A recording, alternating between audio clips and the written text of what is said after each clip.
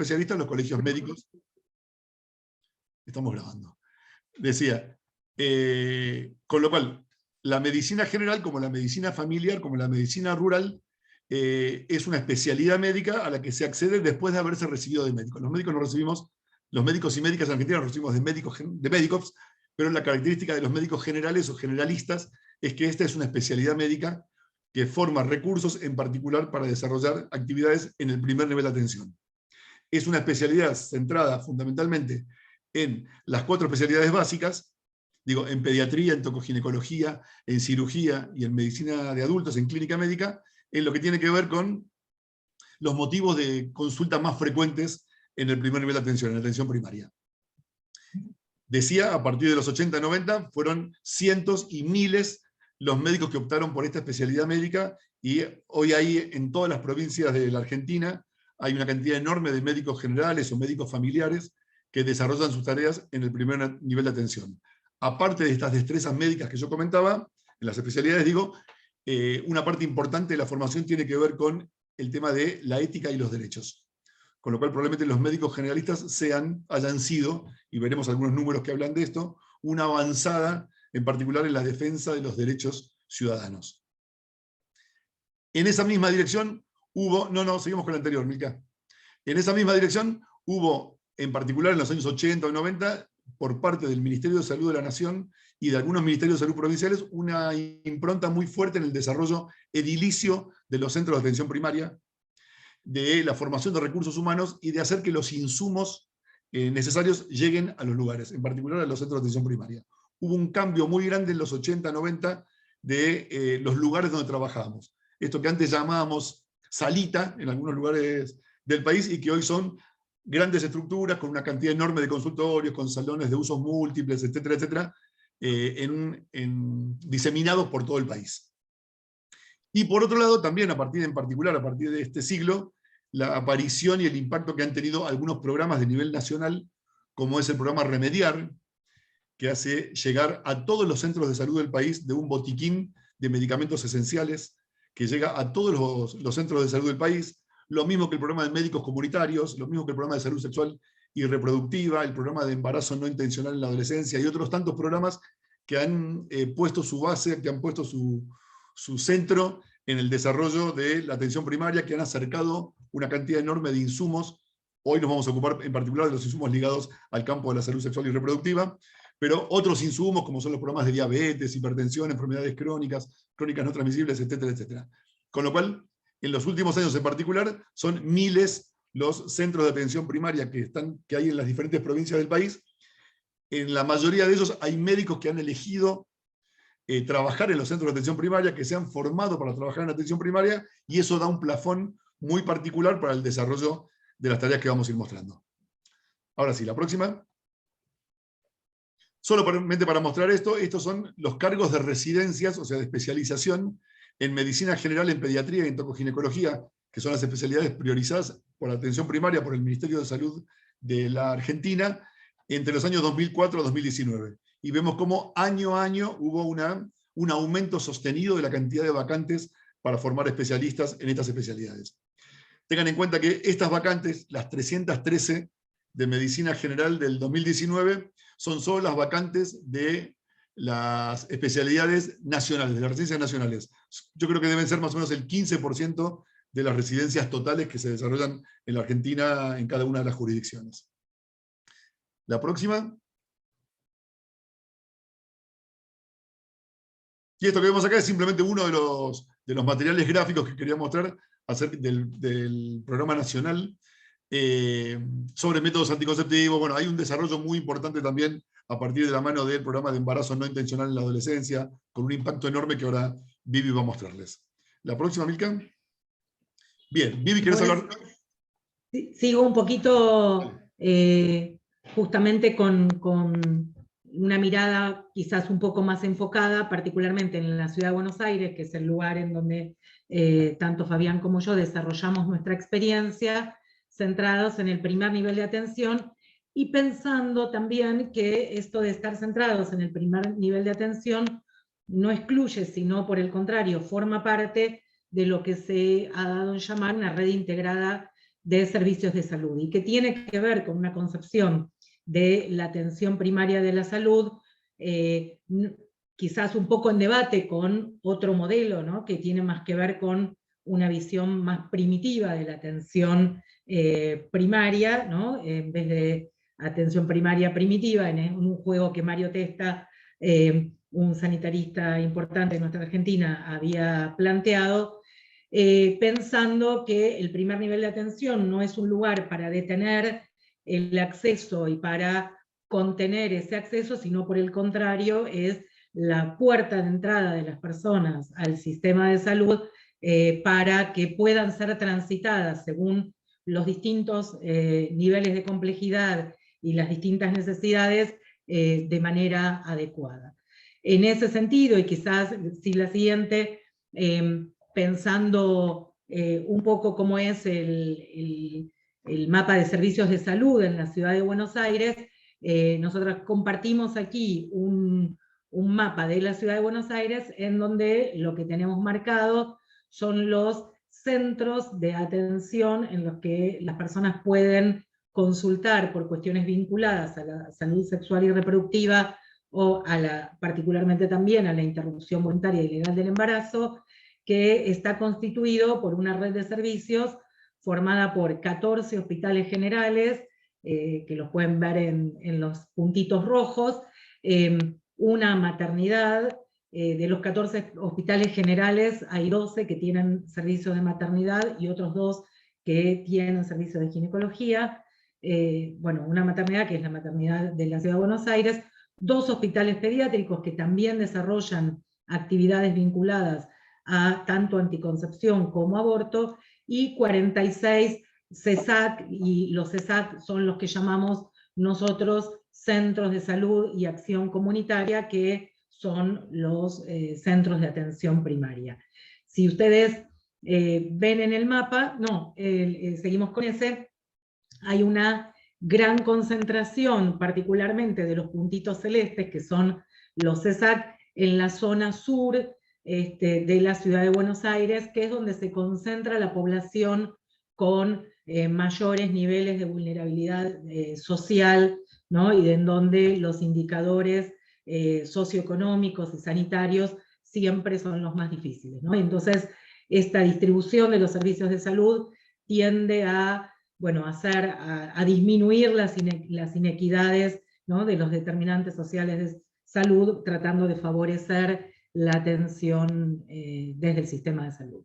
Ahora sí, la siguiente, si nosotras en ese mapa que compartimos podemos pensar en algunos indicadores de servicios de salud sexual y reproductiva específicamente, y monitoreamos cómo es el acceso a cuestiones concretas como es el acceso a la anticoncepción, lo que podemos ver es en el estudio de la población cubierta por métodos anticonceptivos en la ciudad de Buenos Aires, que hubo un cambio muy importante desde el año 2016 hasta el año 2021, con un aumento importante de la cobertura brindada en métodos anticonceptivos a la población, y que, bueno, por supuesto tuvo ese bajón importante durante los años de aislamiento, ¿no?, que tuvimos por la pandemia, pero que esa decrecencia, digamos, esa disminución no fue tan importante como quizás sí se pudo ver a nivel global y en el resto de los países de Latinoamérica, según los informes y los estudios a los que pudimos acceder. Y esa disminución no tan drástica de los servicios de las coberturas de anticoncepción durante ese periodo tuvieron que ver particularmente y estuvieron sostenidos principalmente por la acción de los centros de salud y acción comunitaria.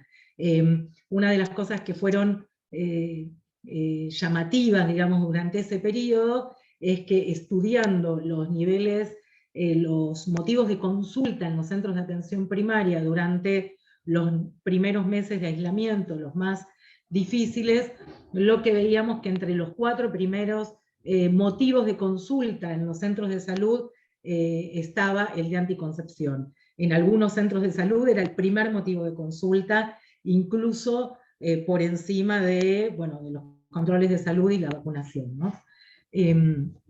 La siguiente, Milka. Podemos seguir pensando en relación a esta cobertura que parte de las estrategias que se trabajaban desde el programa de salud sexual tenía que ver con garantizar el acceso a los métodos de larga duración. Oportunamente, desde el año 2016 se incorporó en nuestro país el implante subdérmico, que no existía en realidad con anterioridad al año 2013. En el año 2013 se hizo una prueba piloto, en los años 2014-2015 se empezaron a proveer, pero a partir del año 2016 hubo una campaña importante de capacitación a los equipos de salud y de provisión del insumo del implante subdérmico, particularmente en el primer nivel de atención. Y lo otro que sucedió en ese primer nivel de atención es que se incorporaron en gran medida médicos y médicas generalistas, que eran quienes más venían familiarizados con el uso de este método anticonceptivo y que pudieron llevar adelante en los centros de salud junto al resto del equipo la garantía y el acceso a métodos de larga duración, con lo que implica, digamos, sabemos en relación a la efectividad de esos métodos de larga duración y la garantía del cuidado anticonceptivo efectivo. La siguiente. Junto con esto, entonces, podemos mostrar cómo fue aumentando la cobertura en la anticoncepción de la población que tiene como única cobertura la del sistema público de salud, ¿no? Partiendo de valores del 40% en el año 2017 para llegar a una cobertura del 76% en el año 2021, que si bien es un aumento sumamente importante, bueno, todavía está por debajo de lo que son nuestros deseos, porque pensamos que no debería haber una sola persona que tenga como cobertura exclusiva el sistema público de salud que no pueda acceder a su método anticonceptivo. La siguiente.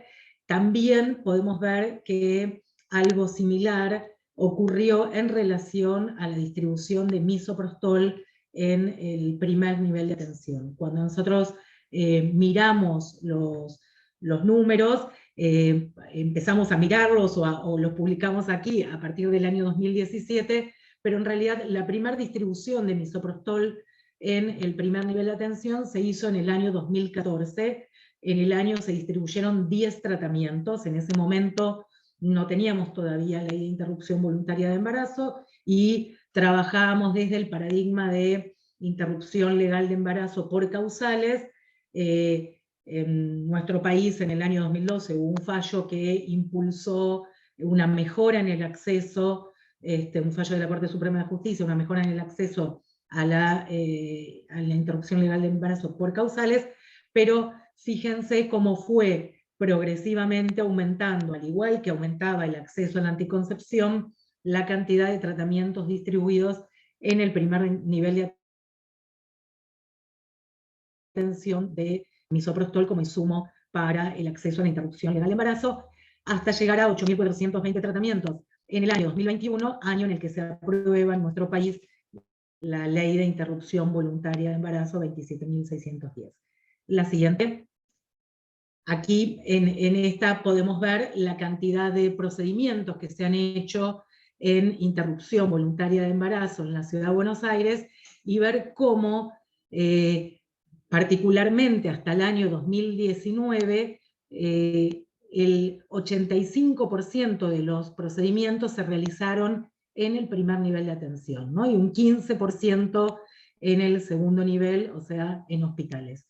Este 85% estuvo garantizado y desarrollado en el primer nivel de atención por equipos interdisciplinarios formados por médicos y médicas generalistas, también por licenciadas en obstetricia, enfermería, licenciadas en trabajo social, en salud mental, bueno, terapistas ocupacionales, psicopedagogas, digamos, distintas disciplinas del trabajo en salud que forman parte de la atención primaria de la salud y que se encuentran en muchos centros de atención primaria, incluso algunas sociólogas, antropólogas, que son un lujo dentro del sistema de salud. En el año 2020, en el año 2021, esta relación se modificó parcialmente y hubo un aumento de la respuesta en interrupciones legales y voluntarias del embarazo, producto de dos situaciones. La primera es que hubo una propuesta desde el programa de salud sexual de que los equipos de salud que tuvieran contacto con una mujer o con una persona gestante que quisiera interrumpir su embarazo, le garanticen el acceso en el momento en el que la persona consultara y en el lugar en donde la persona consultara y no la refieran a otro lugar, porque sabíamos que en medio del aislamiento y la pandemia aumentaban las dificultades de las personas para dirigirse a otro centro de salud, el riesgo a que contraiga COVID y no pudiera acceder en los próximos 15 días, bueno, un montón de obstáculos nuevos empezaban a aparecer, entonces muchos hospitales empezaron a brindar acceso a atención ambulatoria, cosa que antes solo sucedía en la mayoría en los centros de salud y en muy pocos hospitales se brindaba atención ambulatoria.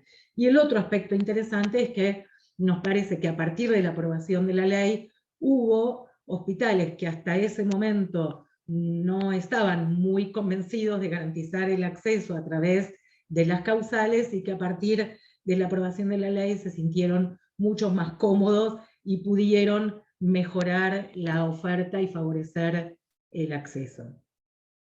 La siguiente.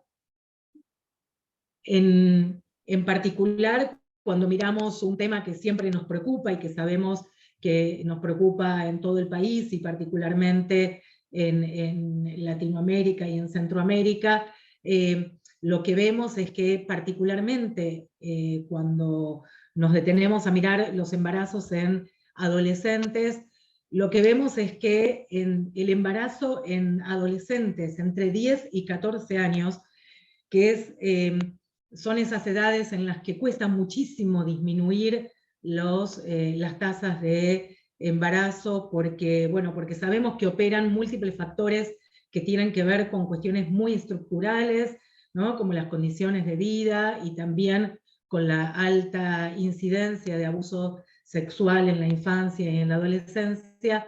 Lo que vemos que a pesar de la dificultad que hay habitualmente para operar sobre ese sector, así todo se logró una disminución muy importante de la cantidad de embarazos en adolescentes de entre 10 a 14 años, y esa disminución fue de un 58% entre el año 2016 y el año 2020. Y en el mismo periodo, cuando hablamos de adolescentes de 15 a 19 años, esa caída también fue muy importante y fue de un 57%. Pero lo que más nos sorprendió fue la del grupo entre 10 a 14 años, que sabemos que es como la más inamovible habitualmente. En simultáneo, observamos que los nacimientos en el año 2016 en el grupo de jóvenes entre 15 y 19 años representaban un 5,3%, y ese porcentaje disminuyó a un 3,4% en el año 2020.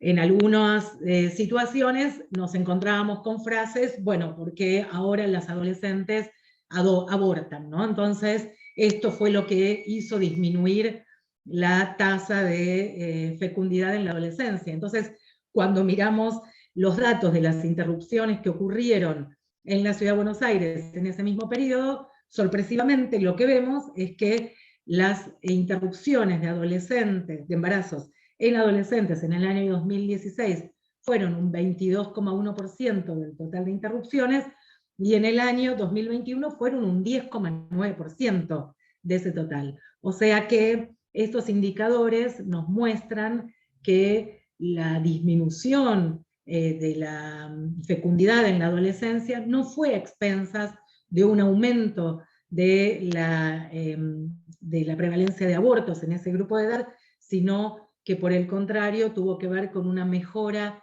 en el acceso a anticoncepción, y no lo ponemos acá, pero lo que nos da mucha alegría cada vez que lo miramos es que esa mejora se dio principalmente en las comunas más pobres, en aquellas que les mostrábamos al principio, que están ubicadas en la zona sur de la ciudad de Buenos Aires, y que es donde más intenso fue el trabajo en la mejora en el acceso a la anticoncepción, particularmente el trabajo con implantes subdérmicos. La siguiente, Milka. Esta gráfica simplemente muestra de una forma quizás más visual cómo fue disminuyendo la tasa de fecundidad en adolescentes en la Ciudad de Buenos Aires entre el año 2016 y 2020, que si bien sabemos este fenómeno está ocurriendo en todo el mundo, ocurrió en el país en general, pero la pendiente de esa disminución realmente fue mucho más franca en la Ciudad de Buenos Aires. La siguiente. Entonces, quizás para terminar y dar lugar al intercambio, pensar en qué cosas nosotros interpretamos que fueron facilitadores importantes para esos resultados. En primer lugar, entendemos que tuvo que ver con esto de pensar la política pública en clave de esta lógica de tareas compartidas por el equipo de salud, ¿no? Tal como nos mostraba al principio Susana, que promueve la Organización Mundial de la Salud, dando un fuerte lugar al desarrollo específico que las distintas disciplinas y los distintos roles pueden desempeñar y llevar adelante en la atención primaria de la salud, particularmente en el acceso a las consejerías en salud sexual integral. Jerarquizar ese nivel de atención, ese primer nivel de atención, fortalecerlo con capacitaciones, con incorporarlo en las recomendaciones, y por supuesto en sentido concreto, en fortalecerlo en cantidad de equipos de salud, de integrantes del equipo de salud, variedad de disciplinas y oportunidades para el trabajo interdisciplinario. Pensar en esta lógica de trabajo en red integrada de los servicios de salud, poniendo en diálogo ese primer nivel de atención con el resto de los niveles de atención, trabajando esos vínculos al interior de los servicios de salud para pensar en responsabilidades compartidas, en grupos que oferten referencia para desarrollar y acceder a las acciones más complejas que muchas veces se requieren, y para el seguimiento y el acompañamiento en el primer nivel de atención. Pero creemos que una de las cuestiones, de las fortalezas más importantes que tiene el primer nivel de atención, tiene que ver con este enorme vínculo de articulación que puede tener con las organizaciones sociales, comunitarias y territoriales. En Ciudad de Buenos Aires particularmente se ha desarrollado una red de distribución, una red ampliada de distribución de preservativos, anticoncepción de emergencia y test de embarazo, que permite ese vínculo con los lugares en donde las personas concretamente desarrollan su existencia, ya sea a nivel territorial, las organizaciones sociales, los comedores barriales, los clubes, etcétera, etcétera, y en este mismo aspecto la articulación con los equipos de educación, ¿no? Una de las estrategias tuvo que ver con desarrollar consejerías en salud sexual en las mismas escuelas secundarias, y esto permite el acceso de los y las adolescentes a la anticoncepción, y también la articulación con los y las docentes para el trabajo en educación sexual integral, un respaldo y un fortalecimiento en ese sentido. Y por último, pero no porque sea lo último, sino porque entendemos que es la base de todo esto que fue ocurriendo, el enorme rol y el importante rol que el movimiento feminista tuvo como determinante para todo esto, ya sea desde las luchas que se han llevado adelante, digamos, concretamente para la aprobación de la ley de interrupción voluntaria de embarazo, para la efectivización de la educación sexual integral, pero también la articulación y la alianza que ese movimiento feminista ha tenido con los servicios de salud a través de las redes de socorristas, y particularmente porque quienes trabajamos en los equipos de salud también formamos parte de ese movimiento, y en una relación dialéctica permanente transformamos y somos transformados por esa realidad. Bien, bueno, aquí con esto terminamos, agradecemos el espacio y la posibilidad de compartir este momento, y bueno, y estamos ávidos con Fabián para compartir sus opiniones, sus miradas y sus experiencias. Muchísimas gracias, Fabián, muchísimas gracias, Viviana, por esta presentación, y porque efectivamente, tal como ustedes lo han señalado, abordar la salud sexual y reproductiva es una enorme oportunidad también para repensar en los servicios, porque son muchos aspectos que intervienen, pero también se requiere un cambio y la voluntad política para hacerlo, ¿no? Entonces es algo que también nos ayuda a pensar y a reconstruir. Y por otro lado, también no podemos ignorar lo que a su vez devuelven servicios organizados donde el ejercicio de derechos es una realidad. Eso también devuelve a una sociedad mucho más consciente y por lo tanto mucho más activa en el campo de sus derechos. Y de hecho, el cambio en los indicadores, creo que lo que nosotros nos hubiésemos demorado o nos demoraríamos muchísimos años, que no podemos reducir, vemos que con estos procesos realmente son posibles de hablar de cambios.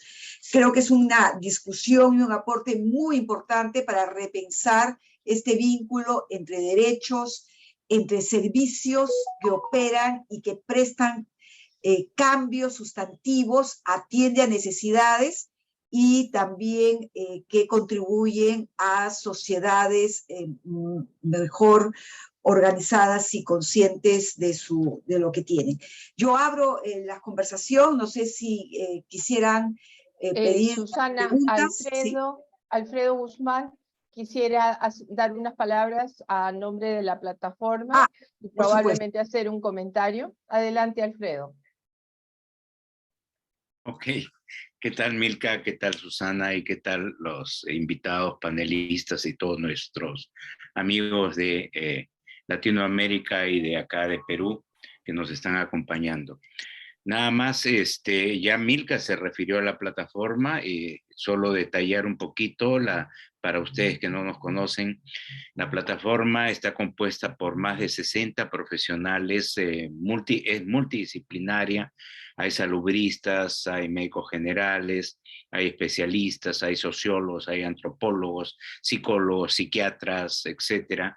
Y todos con una idea en común que es tratar de apoyar a la formulación de políticas públicas que justamente ataquen los determinantes sociales de la salud y den, digamos,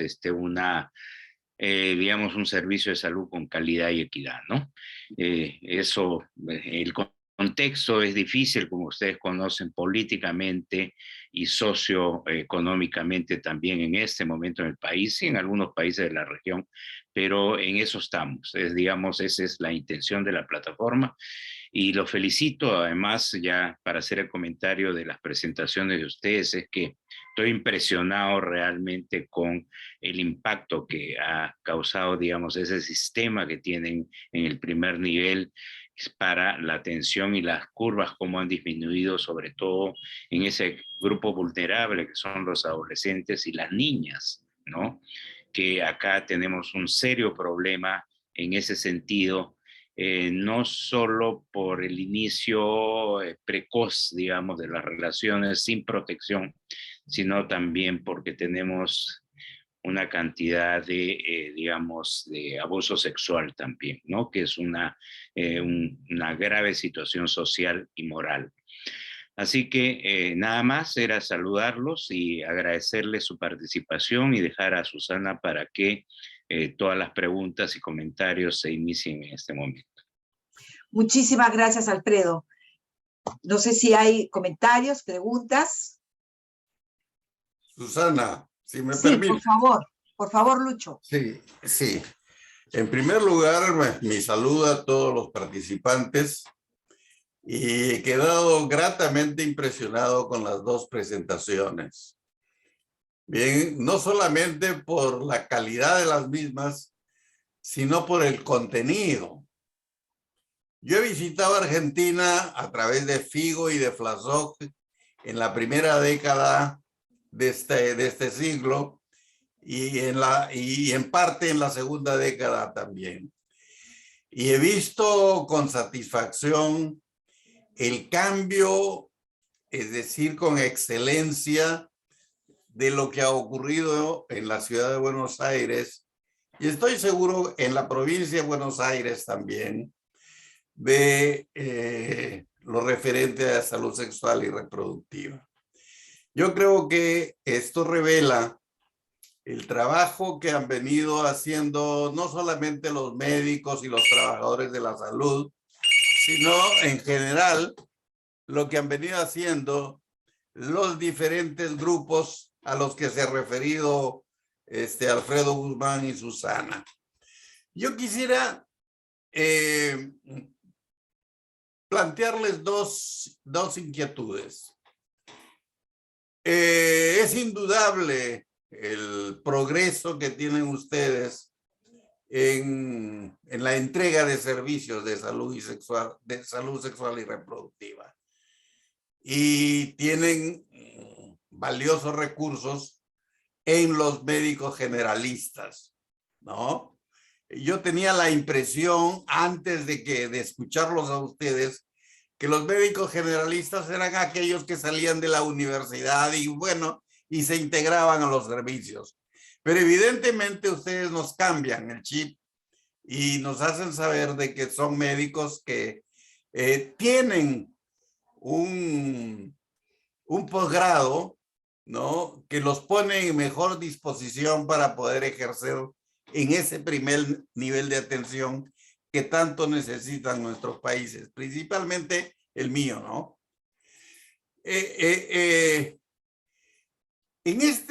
A ese nivel, entonces, siendo importante la participación de los generalistas, hay otros profesionales de la salud que tienen que ver con la entrega de servicios.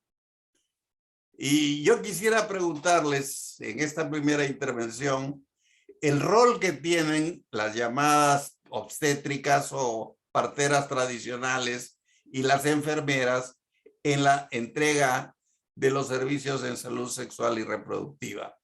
Y la segunda inquietud que quiero plantearles es lo que a mí me ha llamado poderosamente la atención, el grandísimo avance que han tenido ustedes en el resultado, ¿no?, sobre la atención, sobre la entrega de servicios en adolescentes. Evidentemente hay un avance muy grande en anticoncepción y en reducción de la fertilidad. Ahí va mi pregunta. Aparte de la entrega de servicios, ¿qué rol está jugando entre ustedes la entrega de educación sexual integral? No solamente a nivel del Ministerio de Salud o de las instituciones de salud, sino en educación y en otras latitudes que pueden estar ayudando a obtener los resultados que ustedes nos han presentado. Hasta aquí nomás y gracias por su atención. Muchísimas gracias, Lucho.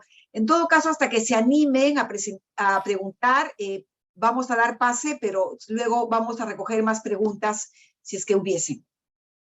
Perdón, Johnny ha pedido la palabra. ¿Les parece que tomamos la pregunta de Johnny para seguir? A ver, Johnny, dale, por favor.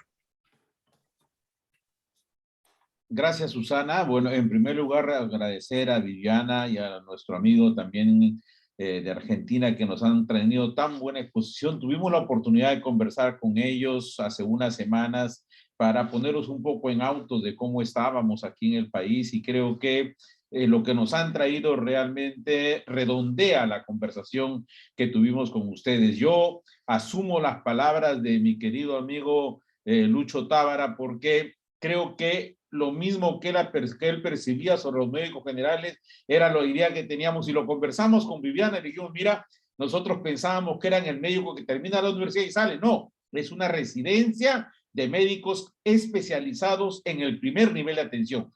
Quizás alguna cosa medio semejante con lo que nosotros tenemos con el médico de familia, el llamado médico de familia, pero que todavía no se nota en el país el actuar del médico de familia, porque creo que en realidad son muy pocos los médicos que se están formando como médicos de familia. Ese es seguramente un elemento que tanto el Ministerio de Salud como las universidades tenemos que ver de qué manera recogemos el desafío en el país para ver cómo fortalecemos el primer nivel de atención. Todavía se piensa que quien va al primer nivel de atención es porque no pudo alcanzar una gran especialidad, ¿no? Mentira, eso no es así. Es un nivel de muchísimo trabajo y que requiere muchísimo esfuerzo de los profesionales. Yendo al tema que Viviana nos ha planteado, que definitivamente nos plantea también una gran brecha con lo que nosotros tenemos aquí, porque desgraciadamente todavía nuestro primer nivel de atención en la parte de salud sexual y reproductiva llega solamente hasta la entrega de determinados métodos de planificación familiar, ni siquiera todavía de todos los métodos de planificación familiar. Entonces, ahí hay un elemento que yo quisiera recoger y que ustedes lo han planteado en el primer nivel, y es el tema de la participación comunitaria. Y quisiera que pudieran desarrollar un poquito sobre cómo es que se da esa participación comunitaria, cuál es el nivel que tienen las personas de la comunidad, no sé si se llaman promotores o se llaman agentes comunitarios, cuál es la denominación que tienen, pero sobre todo, cuál es el nivel de relación que tienen con los servicios y cómo es que realizan su trabajo junto con los servicios. Y en segundo lugar, una segunda pregunta, y es ese convencimiento, por llamarle de alguna forma, que ustedes han hecho con las autoridades de nivel central del Ministerio de Salud para que sea ese primer nivel de atención el que desarrolle todo lo que ustedes vienen trabajando en salud sexual y reproductiva. Me refiero a planificación familiar, me refiero a atención de interrupción legal del embarazo, etcétera, etcétera, que en el caso de ustedes es legal. En el caso nuestro tenemos el aborto terapéutico, pero por norma solamente atendible en hospitales de nivel 2 y 3. No entra al primer nivel de atención cuando debería entrar. En fin, esas son las cosas que a mí me gustaría escuchar un poquito de ustedes, ese trabajo de abogacía que seguramente han hecho, en qué se centró para alcanzar esos éxitos. Gracias. Gracias, Johnny. Les dejo el micro a Viviana y a Fabián. Complejo, complejo. Empiezo, Vivi. Quiero contar algunas cositas en particular que me parece que me reía porque decía, es el momento en el que hubiera sido bárbaro que estemos juntos para no pelearnos por el micrófono. Exactamente, exactamente. No. Yo quiero tomar algunas cuestiones de las que planteaba Tábara y Johnny en particular. Uno es, nuestra relación con las autoridades del Ministerio. Nosotros con Viviana somos médicos de planta desde hace muchísimos años en el Ministerio de Salud. Trabajamos durante muchos años en centros de salud. Vive sigue trabajando en un centro de salud. Yo empecé a trabajar en el Ministerio durante muchísimos años como director del programa de SIDA. En 2016 hubo una fusión de los programas de SIDA con el de salud sexual y reproductiva, a partir de que las autoridades del Ministerio entienden que teníamos una epidemia de VIH que era de transmisión eminentemente sexual, y mantener un programa de SIDA y uno de salud sexual aparecía como incongruente. Ese 2016, cuando se fusionan los programas y nosotros quedamos a cargo de ese programa, coincidió también con el ingreso masivo de médicos generales al sistema sanitario, al primer nivel de atención en la ciudad de Buenos Aires. Digo, para entender un poco más los gráficos que Vivi mostraba. O sea, coincidió el cambio de autoridades con un ingreso masivo. Estamos hablando de casi 200 médicos generales que se incorporaron a los centros de salud y acción comunitaria, que son los centros de salud y atención primaria, como se comentaba antes.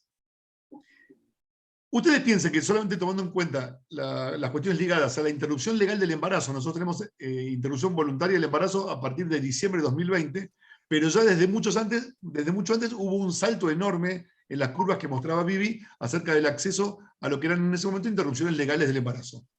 Y eso coincide en particular con el ingreso de los médicos generales. yo entiendo que hay un término que es difícil de ponerlo que es el de los activistas que inciden. O sea, esta cuestión de la política que se construye de abajo para arriba. Que en realidad el ministerio no es que era una política pública de acceso a interrupción legal de embarazo, sino que se fue generando de abajo para arriba a partir de médicos que daban acceso a las mujeres a esta práctica y que dejaron de tener miedo de recetar misoprostol. Con lo cual, se construyó una política a la que finalmente el ministerio terminó acompañando, pero que no fue generada desde las autoridades del ministerio. Una parte.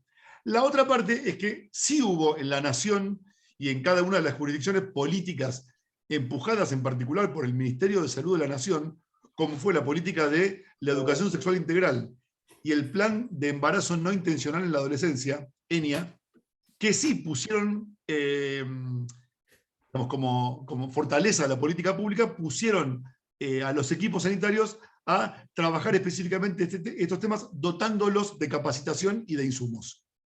Vivi comentaba antes la importancia del impacto que tuvo la educación sexual en las escuelas secundarias, pero en particular el impacto que ha tenido manejar el tema de los implantes subdérmicos y capacitar equipos y llenarlos de implantes subdérmicos. La principal herramienta para la disminución de la fecundidad adolescente vino de la mano de los implantes subdérmicos. Estamos hablando de métodos probados, de altísima seguridad, de altísima comodidad y de larga duración. Con lo cual, congeniaba una política que le interesaba. En la Argentina siempre fue una preocupación el tema del embarazo en la adolescencia, en particular en el NOA y en el NEA, el noreste argentino y el noroeste argentino. Con lo cual, ahí sí hubo una política pública, insisto, encarnada en particular en el Ministerio de Salud de la Nación, que dotó a las provincias de capacitaciones y de insumos para hacer frente a esto. Por eso digo, depende de los temas, hay veces que las políticas se construyen de abajo para arriba y es necesario que así sea. Digo, Vivi hablaba del movimiento feminista y lo que el movimiento feminista significó en la lucha por la aprobación de la interrupción voluntaria del embarazo, pero otras veces es necesario, es crucial que existan insumos, que existan políticas públicas y que existan marcos legales que habiliten a los equipos sanitarios a trabajar con comodidad, con certezas, sin miedos. Vivi, te regalo todo el resto. Sí, un poco para complementar, pensaba en esta pregunta que hacían en relación a, bueno, al rol de las obstétricas particularmente en los equipos de atención primaria. Yo pensaba primero un poco más atrás, cuando hicimos la residencia de Medicina General con Fabián, nuestro programa decía, y nosotros debatíamos, que el rol del médico generalista era el de construir participativamente el primer nivel de atención. Y nosotros debatíamos que era como un lugar muy ambicioso, ¿no?, para la tarea de un médico o una médica. Y con el tiempo fuimos entendiendo que a lo que se refería ese programa era la importancia de que cualquier médico generalista que llegara a un centro de atención primaria tenía dos cosas: necesidad de trabajar en equipo y de construir ese equipo interdisciplinario de trabajo, ¿no? Pensar que ninguna de las tareas que pudiera desarrollar las podía desarrollar sola si tenía una perspectiva de atención integral de la salud. Y en ese marco me parece que fuimos teniendo claro en cada lugar al que fuimos llegando, y yo veo acá compañeras obstétricas y compañeras de trabajo de muchos años, esto de esas alianzas y estos procesos conjuntos para llevar adelante determinadas políticas. Entonces me parece que las licenciadas en obstetricia en nuestro país fueron tomando un rol muy importante en la garantía del acceso a la anticoncepción y a la interrupción de embarazo, lo mismo que las compañeras, hablo en femenino porque la gran mayoría son mujeres de enfermería, se fueron apropiando de ese rol y de ese lugar, y todavía lo que tenemos es quizás un marco jurídico un poco antiguo, o bastante antiguo, que hace que en algunas partes de nuestro territorio las obstétricas no puedan dar acceso efectivo a un método anticonceptivo, un DIU o un implante. Sí pueden en provincia de Buenos Aires, no pueden aún en Ciudad de Buenos Aires, y ahí tenemos una gran deuda que es la aprobación de una nueva ley profesional para las compañeras licenciadas en obstetricia para que puedan avanzar en la provisión concreta de métodos anticonceptivos. Pero sí forman parte de la promoción, y en este sentido, por ejemplo, parte de las tareas tiene que ver en el acompañamiento durante el embarazo, en el desarrollo de las consejerías de acceso a métodos anticonceptivos, en la posibilidad de llevar adelante una toma de decisiones compartidas en este aspecto, y que la persona pueda llegar al parto, al momento del parto, con la decisión de si quiere un método anticonceptivo de larga duración o definitivo, para poder acceder a ese mismo en el parto en otro nivel de atención. Y por otro lado, tomar lo del rol de los promotores, los promotores comunitarios, que me parece que ahí hay una variedad muy heterogénea. Hay promotores formales, o sea, contratados por el sistema de salud, ¿sí? Y que forman parte, digamos, efectiva del sistema de salud, y ellos, la gran mayoría participa activamente de las tareas vinculadas a la salud sexual. Y después están los promotores comunitarios, aquellos designados por las organizaciones sociales que trabajan voluntariamente y que también articulan mucho con este nivel de atención.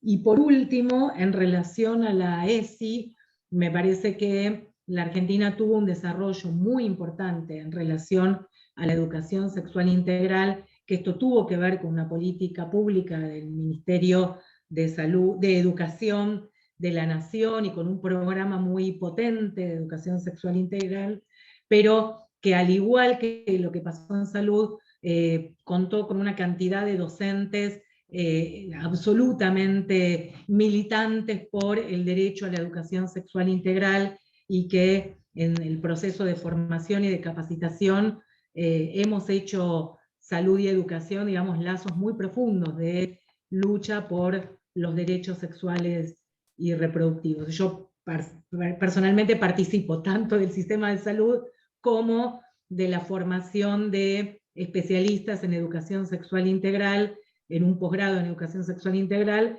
y allí, digamos, todos los años se postulan entre 1000 y 2000 docentes para intentar cursar ese posgrado y de tener herramientas para poder llevar adelante la educación sexual integral. Muchísimas gracias. No sé si hay alguna otra pregunta. Sí, dale. En el chat, María Josefa. Dice que le gustaría poder contar su experiencia en la provincia de Buenos Aires. María Josefa, si quieres abrir tu micrófono. Sí, buenas tardes, buenas noches, mejor dicho. Bueno, yo trabajo en el Ministerio de Salud de la provincia de Buenos Aires desde hace 21 años. Y nosotros estamos integradas las obstétricas al primer nivel de salud desde el año 1994. Fue bastante, digamos, en un principio poder integrar el sistema de salud. No estábamos acostumbrados, estábamos solamente en el hospital. El pertenecer al primer nivel de atención fue un cambio fundamental para nosotros. Y realmente, bueno, fue algo muy lindo, pero primero empezamos con la atención del embarazo. Nosotros en este momento en la provincia de Buenos Aires abarcamos todo el ciclo vital, digamos, efectivo de la mujer, desde la anticoncepción, el embarazo, el parto y el puerperio. Desde el año 1915, desde el año 2015, tenemos la ley 14.802, donde amplía las incumbencias, y ahí podemos empezar a trabajar en salud sexual y reproductiva. En este año y el año pasado, desde el Ministerio de Salud, se inició un curso de formación en métodos de larga duración para las obstétricas. Ya llegamos la segunda cohorte, y realmente salieron de la primera 123, y ahora tenemos unos 127 que están por certificar. Tanto se hace sincrónico, lo teórico y la parte práctica. O sea que ya tenemos personas, digamos, licenciadas en obstetricia, que están colocando implantes, que están colocando DIU y que hacen la consejería también. Así que no, eso les quería decir, y sobre todo se trabaja mucho en el primer nivel de atención. Para mí es un orgullo, porque en el año 2010 nosotros tuvimos la suerte de poder sacar la residencia de obstétricas en la provincia de Buenos Aires. Y la residencia la pensamos de dos maneras, con sede en el segundo nivel, pero con rotación de 3 veces por semana en el primer nivel de atención. O sea que las licenciadas en obstetricia que salen residentes de la provincia tienen tanta práctica en el primero como en el segundo nivel de atención. Me parece que eso es un avance bastante importante. Así que no, eso les quería comentar. Gracias. Muchas gracias, María Josefa. No sé si hay otra persona. Tenemos a Mónica, no tengo el apellido, Mónica, que nos acompaña desde Córdoba. Dale, Mónica. Hola, buenas noches a todos, ¿cómo están? Gracias por este webinar. Bueno, yo les quería contar, yo estoy en una ciudad de Río Cuarto, Córdoba, trabajo en una maternidad, es la ciudad donde más obstétricas hay. El tema es que tenemos una ley del año 1968, donde somos simples colaboradoras del médico. Entonces, en cuanto a salud sexual y reproductiva, lo que se hace es solo asesoramiento, pero no podemos tener acceso a la prescripción de anticoncepción. Y desde ya, no sé si a los pueblos alrededor tenemos bastantes embarazos en adolescentes, entonces estaría bueno para rever esta situación y actualizar esta ley en carácter urgente, porque es como muy antigua, donde nos limita a poder ejercer y tener autonomía en nuestra profesión. Gracias, Mónica. No, por favor. Bueno, no sé si hay algo más. Estamos llegando casi al final. Bueno, yo creo que lo que se ha planteado realmente muestra, por un lado, avances sustantivos. De hecho, sí creo que da hasta un poquito de envidia ver estos procesos, cómo han ido avanzando. De hecho, en el caso de Perú, digamos, las obstetrices tienen un marco legal, creo que les permite en todo caso intervenir de una manera mucho más clara en el campo de la salud sexual y reproductiva, pero todavía, como ya había señalado Johnny, hay ciertas, más bien, normativas que dificultan la atención en el primer nivel, y lo que ustedes nos han demostrado ahora, que efectivamente un primer nivel bien organizado sí permite efectivamente, como se señala, por lo menos atender el 80% de las necesidades de salud sexual y reproductiva. Y esta idea de entrar a trabajar desde una visión mucho más integrada, tal como ustedes lo han señalado, y que el primer nivel no es tan solo la puerta de entrada, porque pusieron otro término. El primer nivel puede ser, como dijeron, nivel de contención, dijo Fabián. Me gustó pero utilizaron mucho. otra palabra, que ya no me acuerdo. No eran la contención, ¿no? Sino que eran la puerta para la atención. Algo así dijiste, Fabián. Sí, pero en todo caso sí refleja que efectivamente es factible pensar. Y el otro tema que a mí me queda claro es la necesidad de formar a los profesionales que participan en el primer nivel, no tan solo en el tema técnico, sino también en los aspectos éticos y la comprensión de derechos humanos.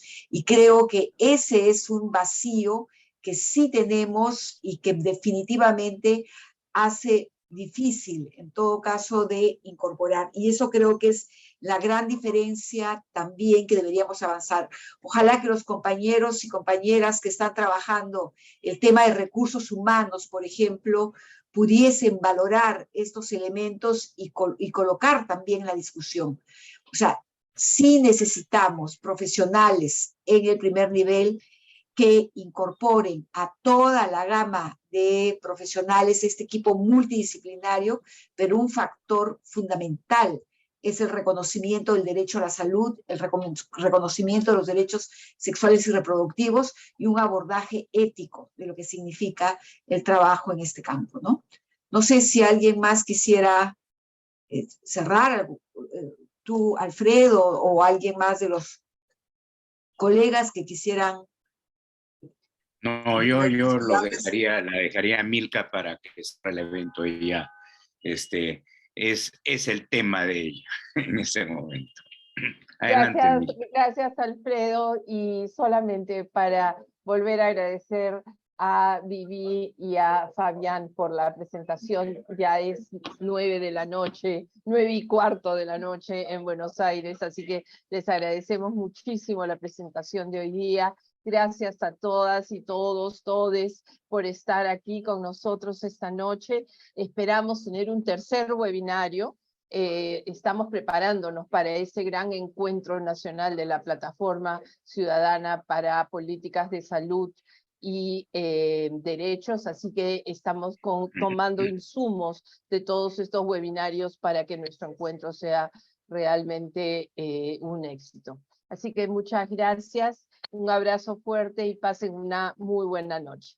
Gracias, Susi, gracias, por la un abrazo a los moderación. colegas argentinos. Viviana, Mucho. Chao, Fabián. Gracias. Chao, Viviana. Muchas gracias. Muchas gracias a ustedes. Un placer. Gracias, Vivi. Gracias, Fabián. Gracias.